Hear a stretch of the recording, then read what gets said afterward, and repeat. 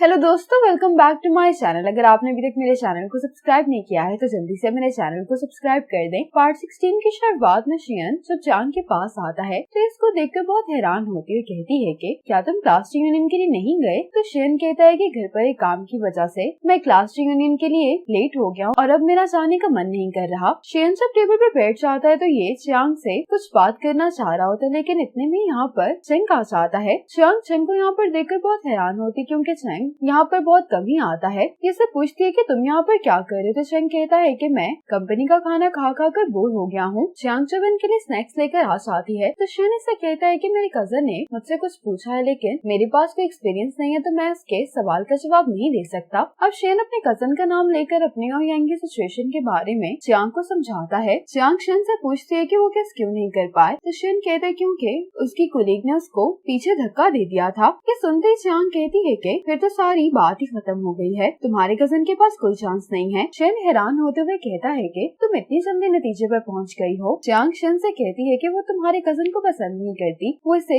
बस अपना दोस्त समझती है। उस दिन तुम्हारे कजन के रवैये ने उसे शायद एक लम्हे के लिए कंफ्यूज कर दिया होगा। हो सकता है शुरू में वो इस चेंज को एक्सेप्ट करना चाह रही हो, लेकिन जैसे ही तुम्हारा कजन आगे बढ़ा तो उसे रियलाइज हुआ कि वो उसे पसंद नहीं करती, इसलिए उसने तुम्हारे कजन को पीछे धक्का दे दिया। शियन कहता है कि वापस आने के बाद उसने मेरे कजन से कहा कि वो उसके लिए उतना ही अहम है जितने उसके पेरेंट्स उसके लिए हैं। चांग कहती है कि फिर तो साफ जाहिर है कि वो तुम्हारे कजन को अपनी फैमिली की तरह ट्रीट करती है। चांग शियन से कहती है कि तुम अपने कजन से कहो कि उसे इस तरह का कुछ भी सोचने की जरूरत नहीं है। शियन ये सुनते ही काम का बहाना करके यहाँ से चला जाता है। शियन के जाते ही चांग कहता है कि इसके कजन की शादी 3 साल पहले ही हो गई थी और अब तो उसका 1.5 साल का बेटा भी है। ये सुनकर चांग बहुत ज्यादा हैरान हो जाती है और कहती है कि इसका मतलब है कि इसके कजन का अफेयर चल रहा है। चांग ये सुनकर डिसअपॉइंट हो जाता है कि चांग को अभी भी असल बात समझ में नहीं आई। शियन घर पर आकर उसी पेड़ को देख रहा होता जो ये यांग के घर से लेकर आया था। शियन कहता है कि इसका मतलब है कि हम सारी जिंदगी सिर्फ दोस्त ही रहेंगे। शियन कहते हैं लेकिन अब मैं यांग का सिर्फ दोस्त नहीं रहना चाहता। पांग को शंगनीना की कॉल आती है। जब कॉल बंद होती है तो चांग पूछती है कि शंगनीना क्या कह रही थी। पांग कहता है कि शंगनीना का वाईफाई काम नहीं कर रहा। रात में उसकी कोई बहुत अहम वीडियो कॉन्फ्रेंस आने वाली जिसको मिस नहीं करना चाहती, इसलिए वो पूछ रही थी कि क्या हमारी कंपनी में कोई टेक्नीशियन है जो उसकी मदद कर सके। चांग कहती है कि वो बहुत फेमस है, इसलिए तुम्हें किसी रिलायबल पर्सन को ही उसके घर पर भेजना होगा। पांग कहता है कि मैं पहले डिसाइड कर चुका हूँ कि मैं वहाँ पर चेंग को भेजूंगा, क्योंकि अगर चेंग के सामने कोई गॉसिप कर भी रहा हो तब भी वो ध्यान नहीं देता। चांग हंसते हुए कहती है कि ये तो सच है। अब चेंग शंगनीना के घर पर आ जाता तो शंगनीना उसको देखकर कहती है कि मैंने नहीं सोचा था कि इतने छोटे से मसले के लिए तुम खुद आ जाओगे। चेंग कहता है कि पांग को फिक्र हो रही थी इसलिए उसने मुझे भेज दिया है। अब शंगनीना चेंग को अपनी फ्रेंड से इंट्रोड्यूस करवाती है। चेंग जब चेक करता है तो ये शंगनीना से कहता है कि तुम्हारा राउटर बहुत पुराना हो गया है। शंगनीना कहती है कि फिर हमें क्या करना होगा। चेंग कहता है कि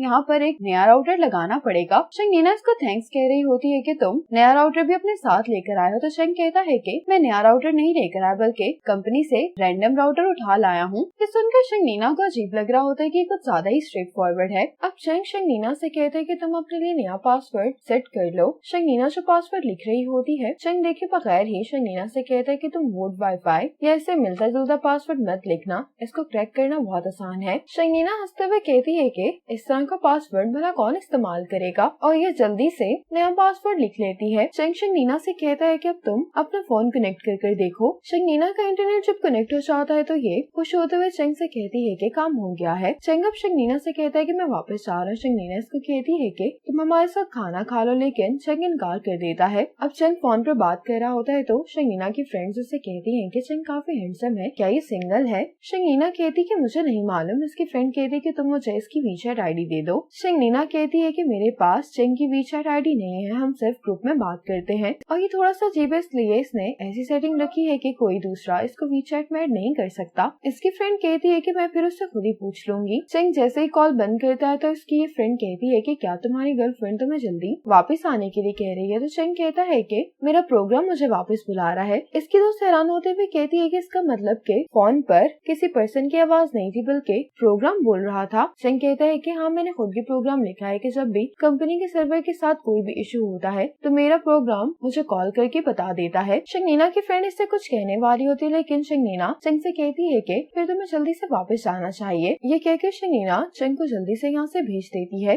आज चेंग के पास सीबीसी क्रेडिट कार्ड सेंटर के जनरल मैनेजर मिस्टर यिंग आते हैं। मिस्टर यिंग यांग से कहते हैं कि इस साल हमारी परफॉर्मेंस इतनी अच्छी नहीं रही, लेकिन अब चूंकि नया साल शुरू हो गया है तो हम अपनी परफॉर्मेंस को बेहतर करना चाहते हैं और इसके लिए मुझे तुम्हारी मदद की जरूरत है। यंग कहते हैं कि मैं आपकी क्या मदद कर सकती हूँ। मिस्टर यंग कहते हैं कि ईश्वर गौरमे का बॉस तुम्हारा दोस्त है ना। यंग कहते हैं कि हाँ, हम बहुत अच्छे दोस्त हैं। मिस्टर यंग कहते हैं कि क्या तुम अपने दोस्त से मुझे इंट्रोड्यूस करवा सकती हो। हम ईश्वर के साथ एक इवेंट ऑर्गेनाइज करवाना चाहते हैं। हम चाहते हैं कि ईश्वर के प्लेटफॉर्म पर जितने भी रेस्टोरेंट्स रजिस्टर्ड हैं वो हमारा क्रेडिट कार्ड इस्तेमाल करें। अगर कस्टमर्स हमारा क्रेडिट कार्ड इस्तेमाल करेंगे तो उन्हें हर मील पर 5% डिस्काउंट मिलेगा। यंग कहते हैं कि इससे तो दोनों को फायदा होगा। मिस्टर यंग कहते हैं कि अगर ईश्वर हमारे साथ काम करने के लिए मान जाता है तो हम उनको 4.5% की सब्सिडी देने को तैयार हैं। यंग कहते हैं कि मैं आपके लिए अपॉइंटमेंट अरेंज करवा दूंगी। अब फांग शेन को आकर इस मीटिंग के बारे में बताता तो शेन बहुत हैरान होता है, कहता है कि उसने मुझे कॉल क्यों नहीं की। फांग कहता है कि वो बोला तुम्हें कॉल क्यों करती, इस तरह के सारे मामला मैं संभालता हूँ। शेन फांग से कहता है कि मैं नहीं जा रहा, तुम यांग से कह देना कि मैं ऑफिस में नहीं हूँ। ये कहकर शेन चला जाता है। शंगीना अपने खाने की तस्वीर शेन को सेंड करती कहती है कि तुम्हारे गिफ्ट की वजह से फ्राइड राइस बहुत अच्छे बने हैं। शंगीना इसको गिफ्ट के लिए थैंक्स बोलती है। यांग फांग से कहती है कि शेन कहाँ पर है। फांग कहता है कि शेन एक काम से बाहर गया है।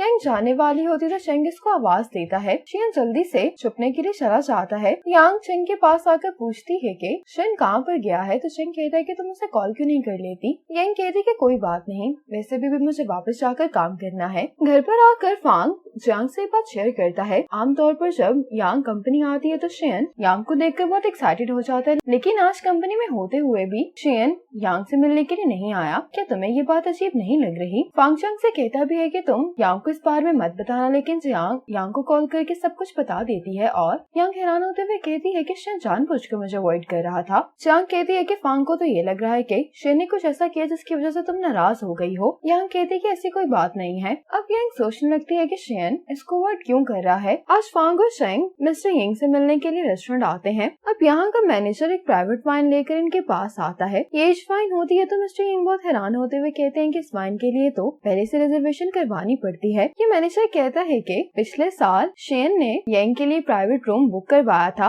लेकिन पिछले साल मिस यंग यहाँ पर नहीं आ सकी। शेन ने कहा था कि ये वाइन मिस यंग के लिए रिजर्व है। आज चूंकि मिस यंग यहाँ पर आई इसलिए हम ये वाइन लेकर आए हैं। यंग जब वापस घर आते तो ये शेन को मैसेज करती है कि जब तुम बिजनेस ट्रिप से वापस आ जाओगे तो हम साथ में लंच करेंगे। यंग अब ये सोचकर मुस्कुरा रही होती है कि शेन ने वो वाइन इसके लिए रिजर्व करवाई थी। अब शेन जब वापस घर आता है तो यंग इसका इंतजार कर रही होती है। शेन यंग से पूछता है कि तुम यहाँ पर क्या कर रही हो। यंग कहती है कि मैं तुम्हारी मॉम से मिलने के लिए आई थी। शेन कहता है कि क्या तुम मुझसे मिलने के लिए नहीं आई। तो यंग कहती है कि मुझे मालूम ही नहीं था कि तुम आज बिजनेस ट्रिप से वापस आने वाले हो। यंग शेन से कहती है कि तुम आराम करो, मैं जा रही हूँ। शेन इसके पीछे आने लगता है, लेकिन यंग इसको कहती है कि तुम यहीं पर रुक जाओ। शेन यंग को ये करता देखकर कहता है कि तुम बहुत ही चाइल्डिश हो। यंग घर से बाहर आकर शेन से कहती कि अब तुम मूव कर सकते हो। ये कहकर यंग यहाँ से चली जाती है। अब रात में यंग मिस शेन के साथ एलीट क्लब आ जाती है। शेन को भी एलीट क्लब में इनवाइट किया गया होता है तो ये वहीं जा रहा होता है। इसी मोमेंट पर पार्ट 16 खत्म हो जाता है।